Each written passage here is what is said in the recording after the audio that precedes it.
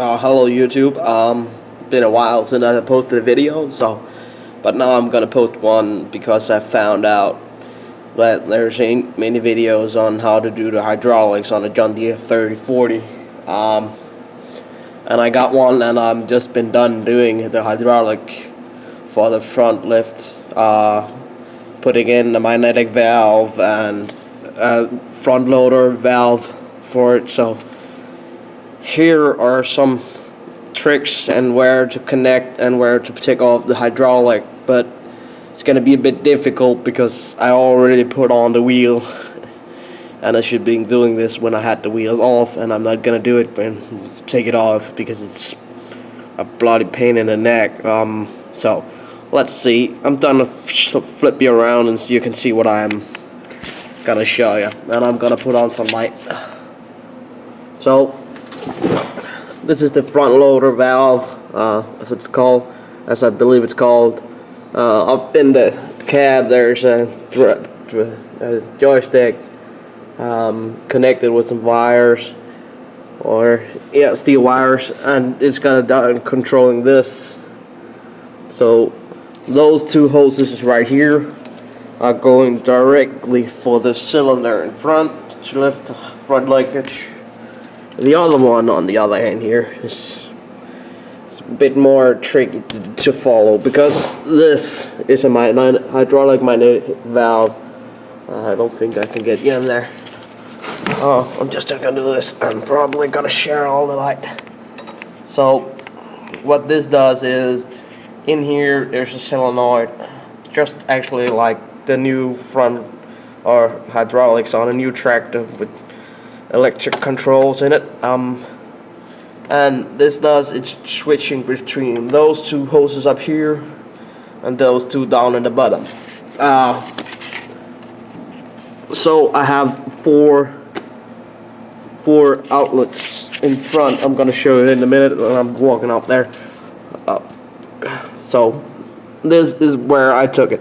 I have a free pressureless return in the back of the tractor, and I believe you just actually can see where that in there is the valve. It's just beyond the priority valve, so you don't take. That does is take primarily pressure for the steering wheel, and then the lift. I'm gonna roll it. I'm on the roll board. It's pretty greasy down here, and just been driving it up to the neighbor. And I can see I'm not quite. I need to tighten that some more. Okay. Up there, I connected it just beyond this valve here. I'm just gonna put it on it. That valve here, and what that does is primarily, first, it's gonna take oil pressure to the steering wheel, and then to the old ones back here for in the back for hydraulic wagons and stuff like that. Yeah.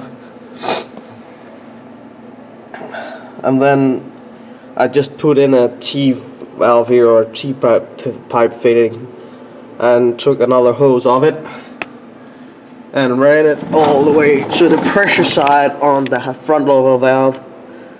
And this is the pressureless return on to the back. I'm gonna show in a minute.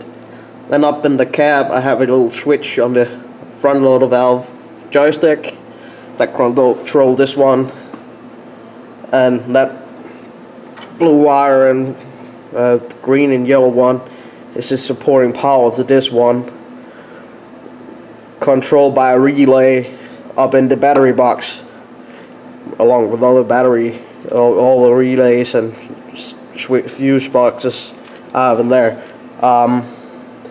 When I bought the tractor, this was not on it, and that wasn't on it.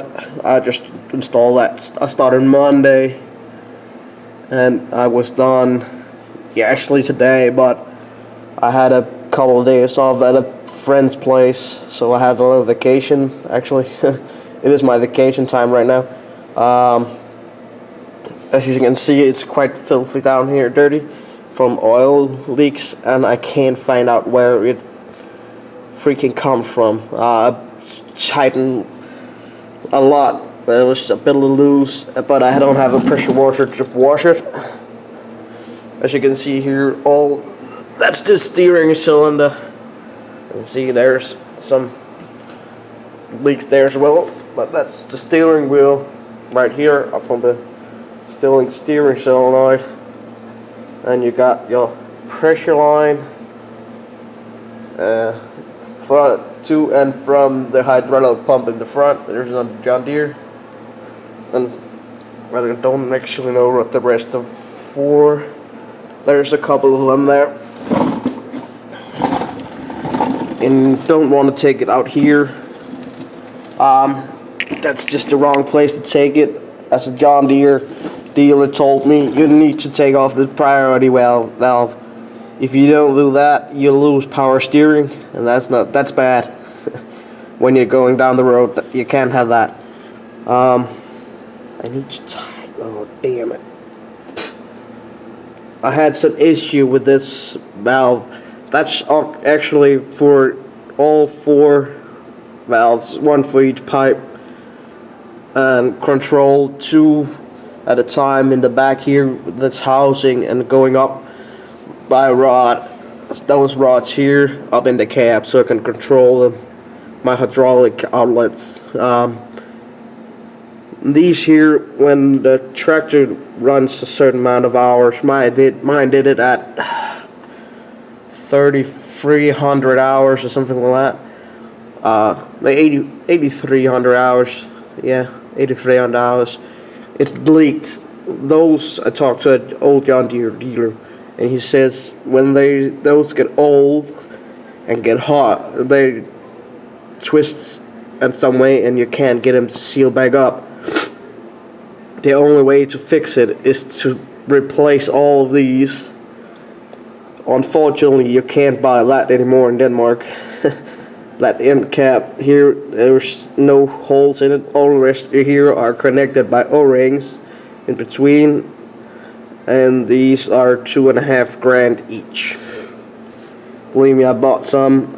Then I welded a plate on here. As you can see, my beautiful welds.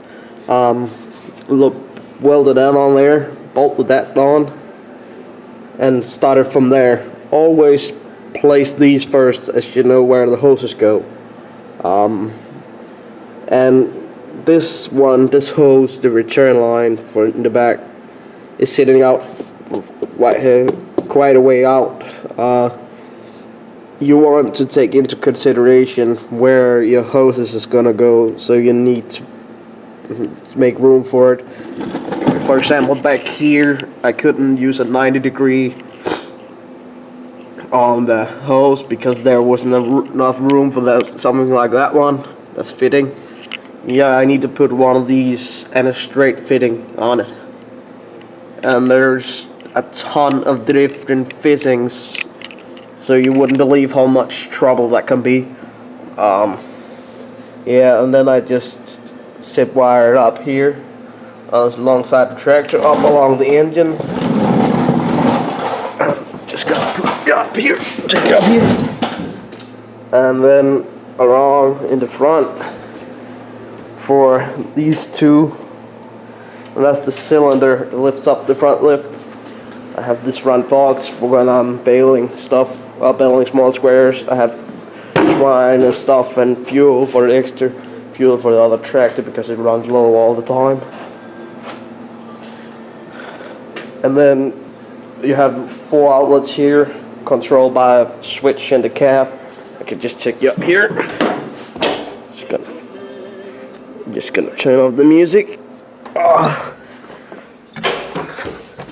And then I have this, and here you got your switch for another valve, and you can probably hear it switching on there, and you push forward on it, it lowers the box out there. Sideways is the outlets out there, and you push the switch as well. It's for the second one. The first one is just normally switching side to side, and then you push the switch and you got a new one. I did when I got a new sunroof on it. Can't really see it much in here because a friend of mine who's helping me when I'm bailing for customers, he forgot to shut it, and it cracked going in this gate here, or yeah, I can't remember what the fuck it's called right now. Sorry, I'm cursing, but it's cracked in the middle, just right here. It cracked the fiberglass, and I had to get a new one, and I did but I had to order it home from England, and when I got it home, it was quite funny because I know they made a mistake. Who these guys made it? You can see here it's nice and round. It just fits right in for this rod going across. But over here, I had to cut it with a grinder because they forgot to mirror it. They'll just mirror it over. They forgot to move this over here so it could fit. I couldn't believe why. And then this is controls for my light. So when I do this, the front there. So no, that's the light. See the upper ones, and then there's the lower ones there, and then the back and the side. I just put them on this day today because when I was driving, this side is very dark, and over here as well, and in the back, yeah, you can see them up there. And then I fixed it up also as well, so it controls what's when I hook the baler on. I put some more blocks here. That's when I'm using that quick hitch for my baling for my small square wagons. I can put this on, and I got a beacon on top and some lights in the back of the wagon. But as well, I put on for front of the baler, back in the baler. So when I turn on those, it's like they light when I'm baling. I put on some lights as well on the sides, and I fixed up some new headlights on the front of the box, which have low and high and low beams on them. Because when I lift it all the way up and I'm driving down the road at night, it took all the light.